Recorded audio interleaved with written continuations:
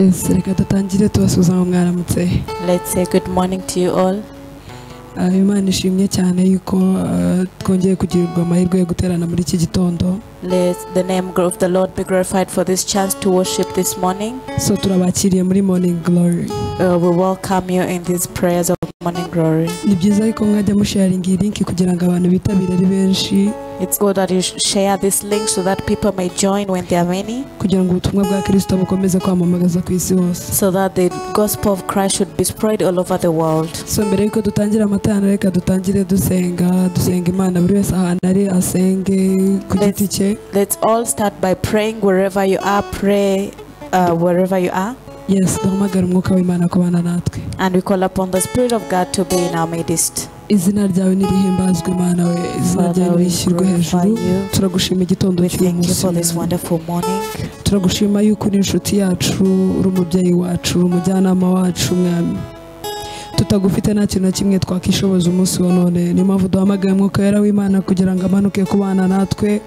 Data turagukeneye mu materaniro y'uyu munsi mu izina rya Yesu Kristo, twongeye gushyira hejuru izina ryawe mwami. Turagushima yuko mu bantu babyutse ari amahoro, natwe turimo akanwa kacu mwami kacyatura y'ukuri Kristo umwana w'Imana. Imbaraga zacu ibirenge byacu ujye ukomeza kubirinda gusitara. Turagushima igitondo cy'umunsi mwami. Turagushima mwami yuko turi abanyamahirwe, turi abakandida bo guhamya imirimo yawe, turi abakandida bo kuvuga yuko uri Imana yacu. Izina turakwakiriye rero mwami Imana, turakwakiriye mwuka wera w'Imana, turakwakiriye imbaraga z'Imana mu materaniro y'umunsi.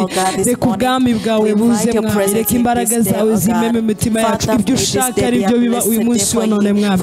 Reka ubushake bwawe mwami bube mu materaniro y'umunsi. Icyama mwami imitima y'abantu bawe mwami igataha mwami Imana, cyangwa ikava muri aya materaniro ari ikintu babungutse mu izina rya Yesu Kristo mwami.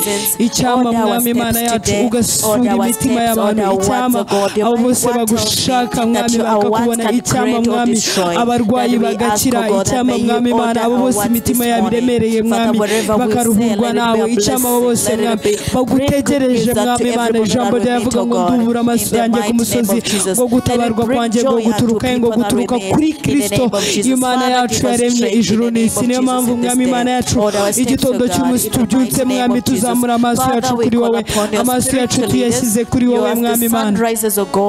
Reka mwami Imana ururuke kubana natwe. Turagukeneye mwami Imana, turagukeneye mwami.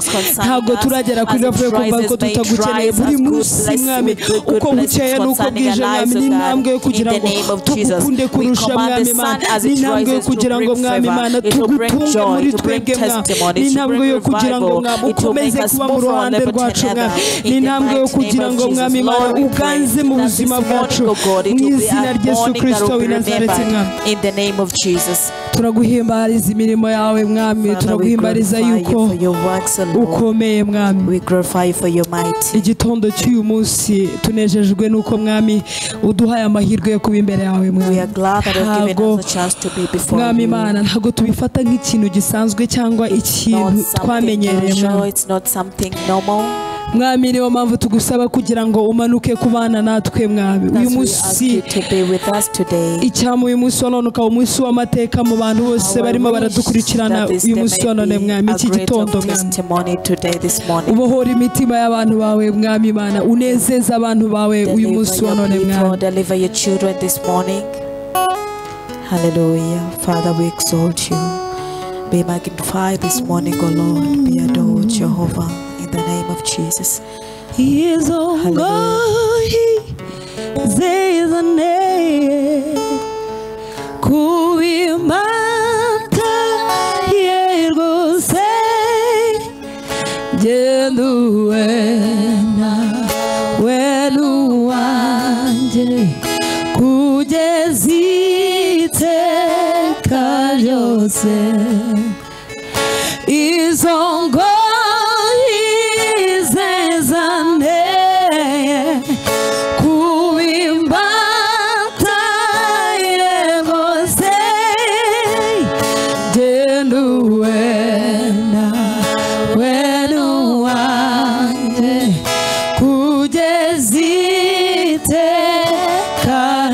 Oh,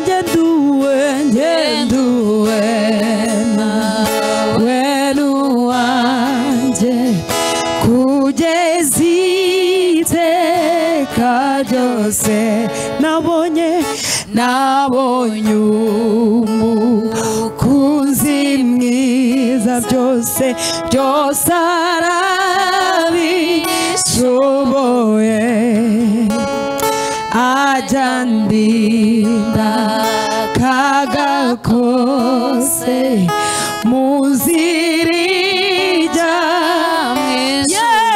kumuhanga masiteka bizanyisi negenye shirubwoba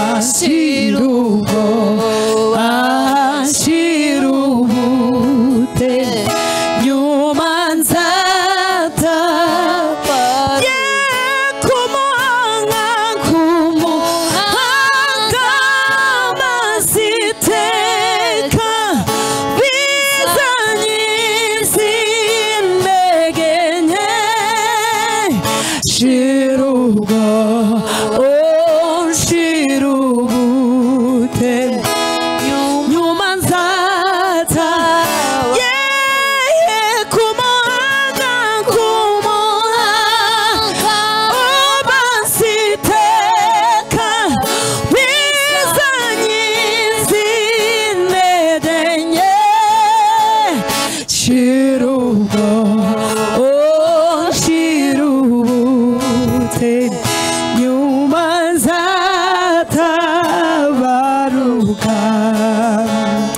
nabonye umukunzi mwiza niwe nyiri imbabazi niwe mujyanama wanjye niwe undengeri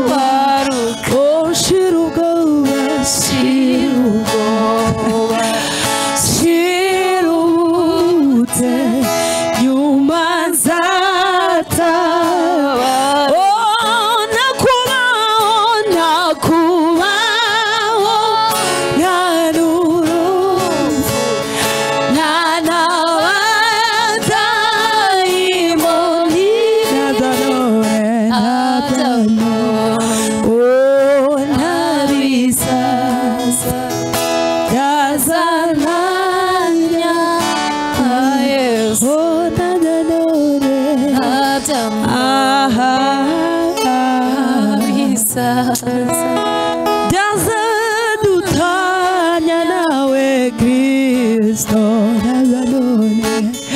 ntabya none ntabizaza byazananya ntabya none ntabya ntabizaza byazananya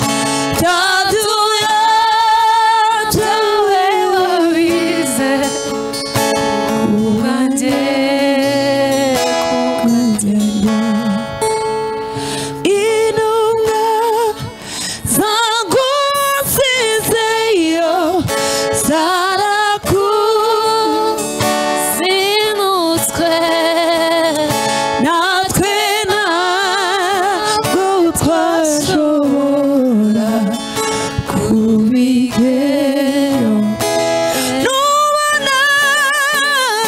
Nubona ko mbyibatiwe, Yesu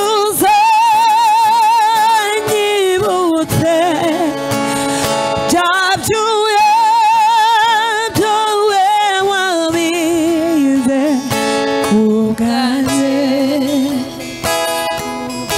kubwanjye sinzibagirwa amakuba wabonye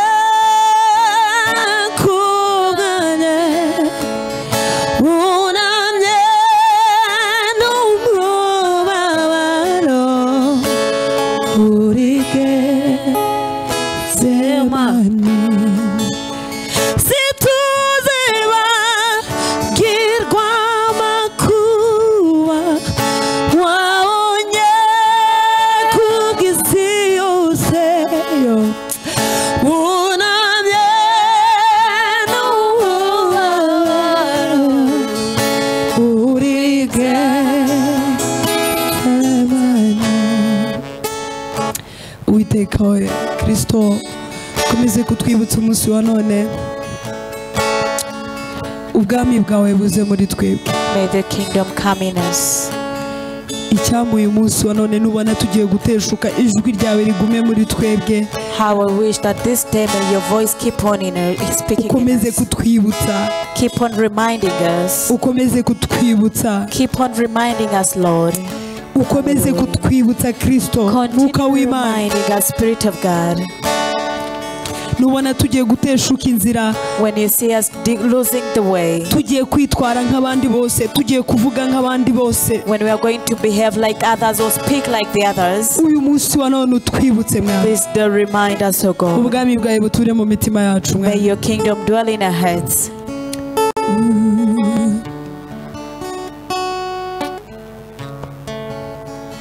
Nubona ko mbyibagiwe, Yesu uzanyibutse bya byuya byawe wabize kubwanjye, kubwanjye sinzibagirwa amakuba wabonye kubwanjye, wunamye n'umubabaro uri Getsemani.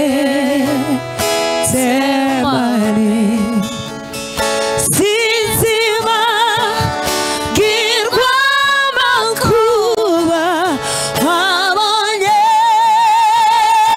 kubwanjye, wunamye n'umubabaro uri Getsemani. Intumwa zagusizeyo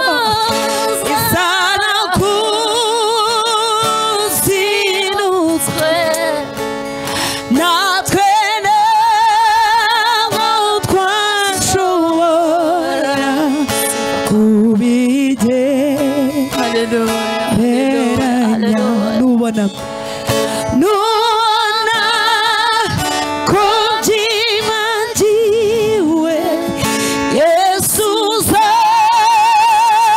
uzanyibutse bya byuya byawe wabize kubwanjye.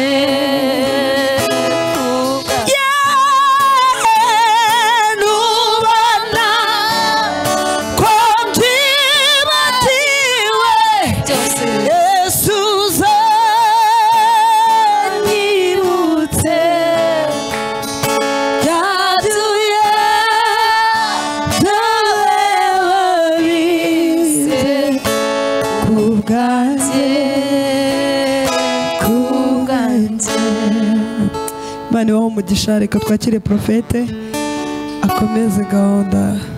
God bless you. Let's Tugeze ijambo receive ry'Imana. the prophet to lead us through the word of God. Imana iguhe umugisha. God bless you.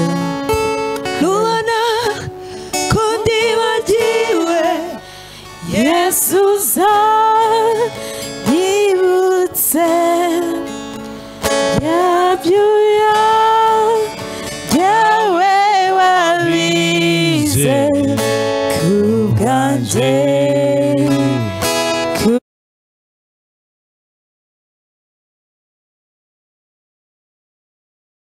We thank our brethren that are with us in this morning glory. We thank you for your part of this. May the Lord Jesus bless you. Holy Spirit, we thank you.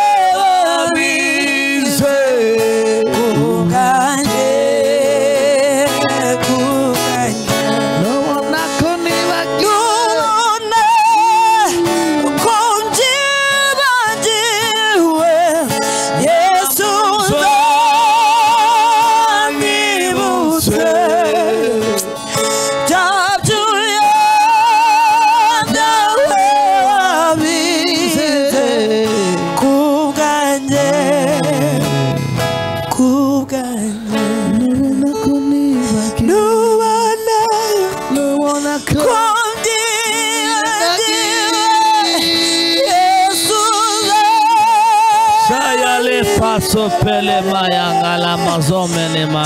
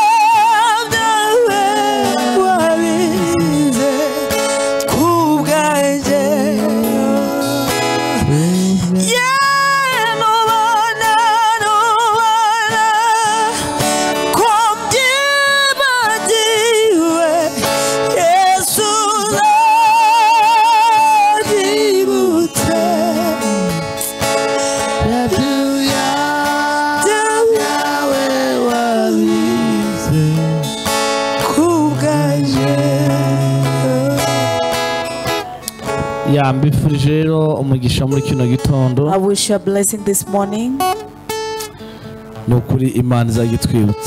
Truly, may the Lord keep on reminding us. The Lord kept on telling the children of Israel so many times that never forget. When you get into that nation, you eat and filled up, don't forget. A person is made up for being forgetful. But when we get there, we should never forget. Hallelujah. Hallelujah. The Lord wishes that we don't forget. Hallelujah. Hallelujah. God bless you. We are going to read a word from the book of Psalms 91, verse 1.